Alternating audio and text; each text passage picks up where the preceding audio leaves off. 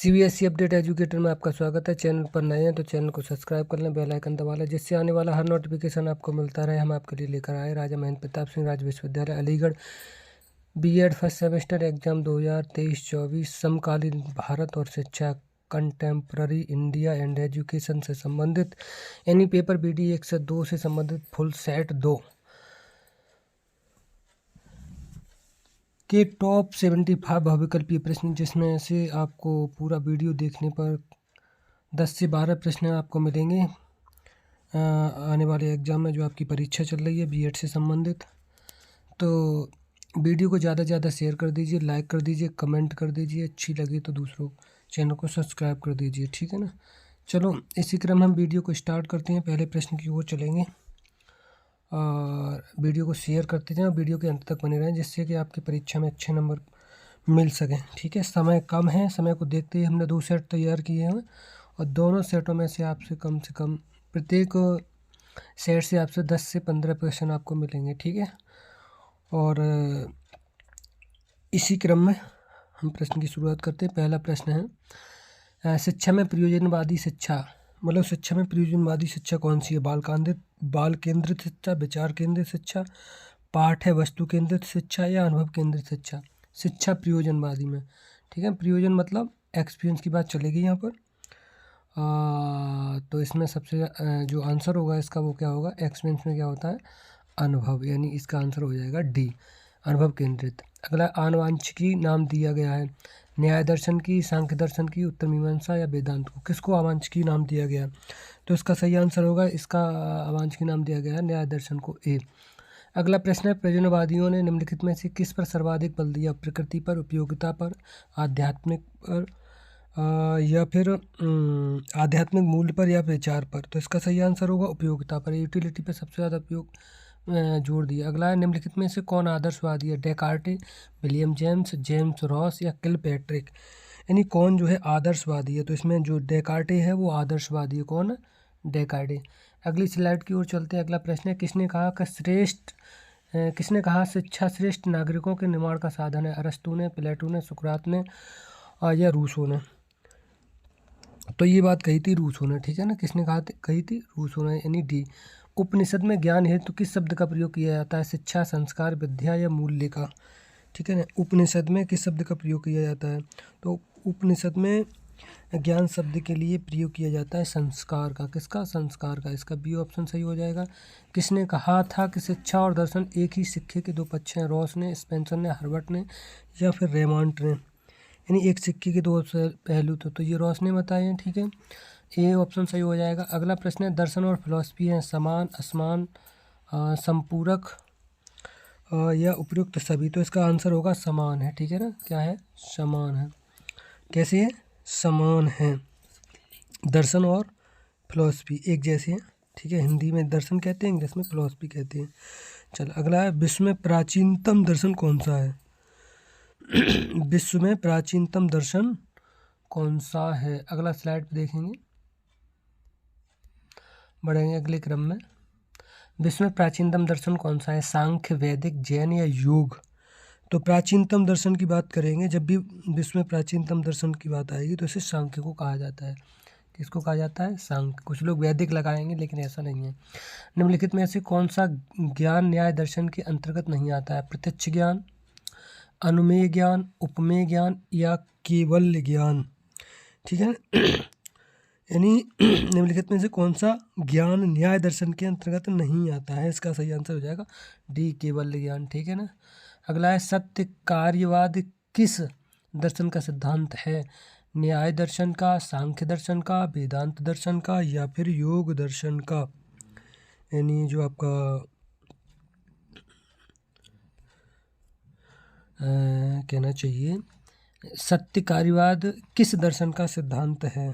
सत्य कार्यवाद की बात चल रही है, तो इसका न्याय दर्शन का, सांख्य दर्शन का, वेदांत दर्शन का या फिर योग दर्शन का? तो इसका सही आंसर हो जाएगा सांख्य दर्शन, ठीक है। कौन सा हो जाएगा? सांख्य दर्शन। आगे बढ़ते हैं। वेदांत दर्शन के प्रतिपादक कौन है? व्यास, शंकर, कपिल या जैमिनी? तो इसके आपको पता होंगे, इसके शंकर हैं, ठीक है ना। बी सही हो जाएगा। ये ये वाला। अगला, प्रकृतिवाद किस मीमांसा का दर्शन है? तत्व मीमांसा का, ज्ञान मीमांसा का, मूल्य मीमांसा का या तर्क मीमांसा का? तो ये तत्व मीमांसा का दर्शन है। अगला है, प्रयोजन किस देश की देन है? रूस की, अमेरिका की, इंग्लैंड की या यूके की? तो ये अमेरिका की देन है। ठीक है, बी ऑप्शन सही होगा। आगे बढ़ते हैं अगले प्रश्न की ओर। विश्व में सर्वप्रथम विश्वविद्यालय की स्थापना हुई थी? तक्षशिला की, नालंदा की, पाटलिपुत्र की या फिर काशी की?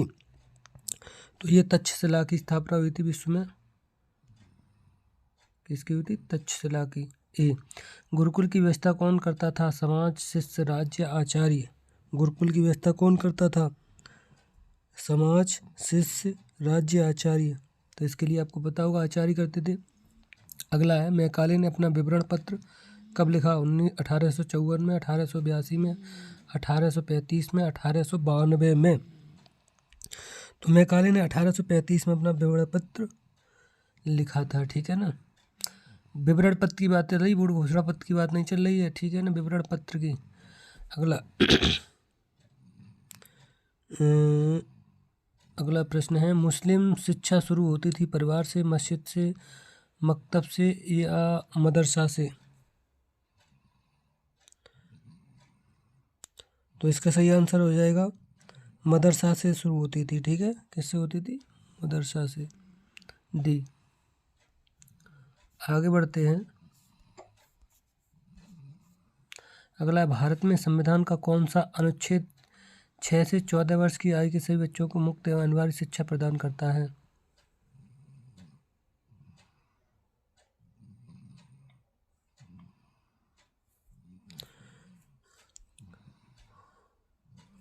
थोड़ा सा इंतजार करते हैं।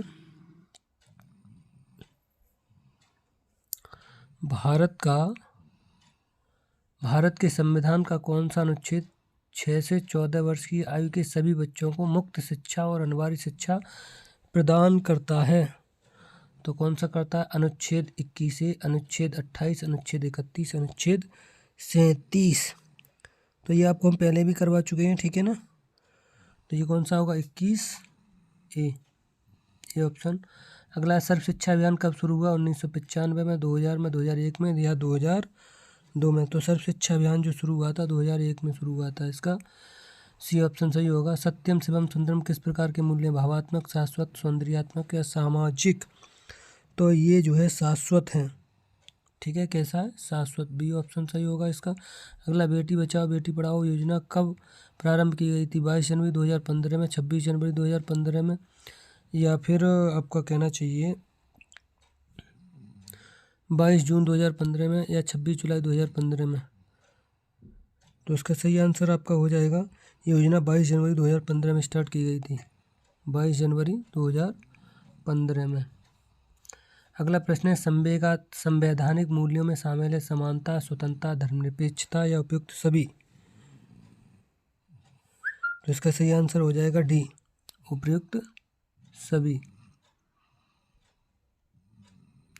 उपयुक्त सभी कौन सा हो जाएगा? उपयुक्त सभी। ठीक है ना। अगला प्रश्न है, भारत में शिक्षक दिवस मनाने की शुरुआत कब हुई? 1962 में, 1965 में, 1972 में, 1975 में? तो इसका सही आंसर होगा, भारत में शिक्षक दिवस मनाने की शुरुआत 1962 में हुई थी। कब से? डॉक्टर सर्वपल्ली राधाकृष्णन। ठीक है, शिक्षक दिवस के रूप में उन्हीं के समय से। ठीक है ना। अगला, विश्व को एक इकाई मानकर शिक्षा का प्रबंधन करना चाहिए, किसने कहा? महात्मा गांधी ने, स्वामी विवेकानंद ने, राधाकृष्णन ने या श्री अरविंद ने? तो इसका सही आंसर होगा, ये बात कही थी श्री राधाकृष्णन ने। किसने कही थी? श्री राधाकृष्णन ने। सी। अगला, महात्मा गांधी ने बुनियादी शिक्षा पाठ्यक्रम का विकास कब किया? 1930 में, 1937 में, 1935 में या 1940 में? तो ये विकास किया था 1937 में। ठीक है ना, बुनियादी शिक्षा की बात कही गई है, तो 1937 में हुआ था। वर्धा सम्मेलन किस वर्ष हुआ था? वर्धा सम्मेलन किस वर्ष हुआ था? 1937 में, 1947 में, 1953 में, 1966 में? तो ये हुआ था 1937 में। ठीक है, बुनियादी शिक्षा जब दी गई थी तभी हुआ था 1937 में। जिन पर गांधी जी का सबसे अधिक प्रभाव था, वेद पर, उपनिषद पर, गीता पर, रामायण पर। तो ये इसका सही ऑप्शन होगा गीता पर, ठीक है ना। हाथ में गीता लेके चलते होगे, फोटो वोटो में देखा होगा आपने। अगला प्रश्न है, विवेकानंद के अनुसार इस ब्रह्मांड के मूल तत्व कितने हैं? 1, 2, 3 या अनेक? विवेकानंद के अनुसार कितने तत्व है ब्रह्मांड के? तो इसका सही आंसर होगा 3 तत्व बताए इन्होंने। विवेकानंद के अनुसार अध्ययन की सर्वोत्तम विधि कौन सी है? प्रत्यक्ष, विचार विमर्श, प्रयोग या योग? तो आप जानते ही हो उनके हिसाब से, विवेकानंद के हिसाब से सबसे ज़्यादा उन्होंने योग पर जोर दिया था, ठीक है। डी ऑप्शन सही होगा। अगला, स्वामी विवेकानंद के अनुसार शिक्षा का अंतिम उद्देश्य क्या है? शारीरिक शिक्षा, नैतिक शिक्षा, आध्यात्मिक विकास, व्यावसायिक विकास? तो इसका सी ऑप्शन सही हो जाएगा, ठीक है ना। कौन सा ऑप्शन हो जाएगा? सी। कौन सा विकास? आध्यात्मिक विकास।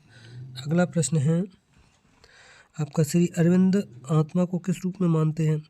ब्रह्मा के अंश को, सत के रूप में, चित्त के रूप में, या चित्त प्लस आनंद के रूप में? तो इसका आएगा वो ब्रह्मा के अंश के रूप में मानते हैं, ठीक है ना। किसके रूप में मानते हैं? ब्रह्मा के अंश के रूप में, ब्रह्मा के रूप में मानते हैं, ऐसे समझ लीजिए।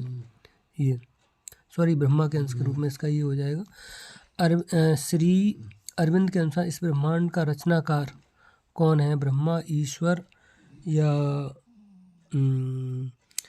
आत्मा, विचार? तो इसका सही आंसर होगा ब्रह्मा, ठीक है ना। ये वाला ही सही हो जाएगा, ब्रह्मा। अगला है, 10+2+3 संरचना का प्रस्तावक था? मुदालियर आयोग, राधाकृष्ण आयोग, कोठारी आयोग, या इनमें से कोई नहीं, ठीक है ना, या इनमें से कोई नहीं। तो इसका सबको पता होना चाहिए, इसका जो प्रस्तावक था वो कोठारी आयोग था। कौन था? कोठारी आयोग, ठीक है। कौन था? कोठारी आयोग। अगला है, स्वतंत्र भारत का प्रथम शिक्षा आयोग था? मुदालियर आयोग, राधाकृष्णन आयोग, कोठारी आयोग, या इनमें से कोई नहीं स्वतंत्र भारत का? तो इसका सही आंसर होगा राधाकृष्णन आयोग था, ठीक है ना। कौन सा आयोग था? स्वतंत्र भारत का। 52-53 की बात है। कौन था? राधाकृष्णन आयोग, स्वतंत्र भारत का। किसको कहा जाता है? राधाकृष्णन बी को। अगला, राष्ट्रीय परिपाठ है चर्या की रूपरेखा 2005 किसके द्वारा तैयार की गई थी? यूजीसी, एनसीईआरटी, भारत सरकार, या फिर शिक्षा विभाग द्वारा, ठीक है ना। तो किसके द्वारा तैयार की गई थी ये? यानी स्वतंत्र राष्ट्रीय पाठचर्या की रूपरेखा 2000 किसके द्वारा तैयार की गई थी? तो ये तैयार की गई थी एनसीईआरटी के द्वारा, ठीक है। किसके द्वारा? एनसीईआरटी के द्वारा। अगला है, राष्ट्रीय शैक्षिक अनुसंधान एवं प्रशिक्षण एनसीईआरटी द्वारा क्षेत्रीय महाविद्यालय खोले गए 1961 में, 1963 में, 1965 में, या 1967 में? तो ये 1961 में खोले गए थे। कब खोले गए थे? 1961 में। अगला है, एनसीईआरटी संबंधित है, एनसीटीई संबंधित है दूरस्थ शिक्षा से, प्रौढ़ शिक्षा से, शिक्षक शिक्षा से, उच्च शिक्षा से? तो आप समझ गए होंगे, ये शिक्षक शिक्षा से संबंधित होती है एनसीटीई, ठीक है ना। अगला प्रश्न देखते हैं, विश्वविद्यालय अनुदान आयोग में कितने क्षेत्रीय कार्यालय हैं? 4, 5, 6 या 7? तो इसका है 6। कितने हैं? 6, ठीक है। कितने कार्यालय हैं? 6 कार्यालय हैं। सी ऑप्शन सही होगा, ये वाला सी, ठीक है। नई शिक्षा नीति 2020 सर्वप्रथम किस राज्य में लागू हुई? हिमाचल, कर्नाटक, उत्तर प्रदेश या राजस्थान? तो ये लागू हुई थी कर्नाटक में। सबसे पहले कहाँ लागू हुई? कर्नाटक बी। राष्ट्रीय शिक्षा नीति 2020 की संरचना क्या है? 10+2+3, 8+4+3, 5+3+3+4, 5+4+4+3, यानी जो 2020 है उसकी संरचना क्या है? तो वह है 5+3+3+4। समझ गए ना। तो इसका सही आंसर क्या हो जाएगा? 5+3+3+4, यानी ये वाली है, ठीक है ना। और आगे बढ़ते हैं, आगे देखेंगे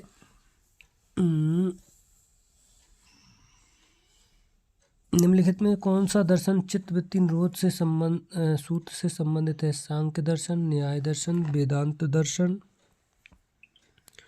या योग दर्शन? तो इसका सही आंसर हो जाएगा चित्तवृत्ति निरोध से संबंधित है ना। तो इसका सही आंसर आपका होगा योग दर्शन, ठीक है ना। योग दर्शन से संबंधित है। अगला प्रश्न है, स्वामी विवेकानंद के शिक्षा दर्शन का आधार है वेद, उपनिषद, उपयुक्त दोनों, इनमें से कोई नहीं। स्वामी विवेकानंद का तो इसका दोनों हो जाएगा, ठीक है, उपयुक्त दोनों। अगला है, भारत में सार्वभौमिक शिक्षा के लक्ष्यों की प्राप्ति में सहायक नहीं है, समझना, सहायक नहीं है। तो देखेंगे कौन सहायक नहीं है। भारत में सार्वभौमिक शिक्षा के लक्ष्यों की प्राप्ति में सहायक नहीं है। कौन सहायक नहीं है, इसमें थोड़ा सा नज़र मार लेते हैं।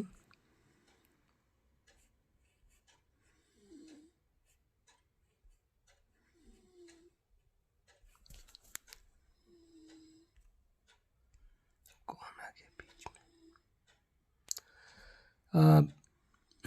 सर्व शिक्षा अभियान, शिक्षा का अधिकार अधिनियम 2009, शैक्षिक संस्थाओं का निजीकरण, PWD एक्ट। तो इसका सही आंसर हो जाएगा आपको समझ में, PWD एक्ट का कोई मतलब नहीं होता है। अगला है, विश्वविद्यालय अनुदान आयोग UGC का सर्वप्रथम अध्यक्ष कौन था, ठीक है ना। तो इसका सही आंसर हो जाएगा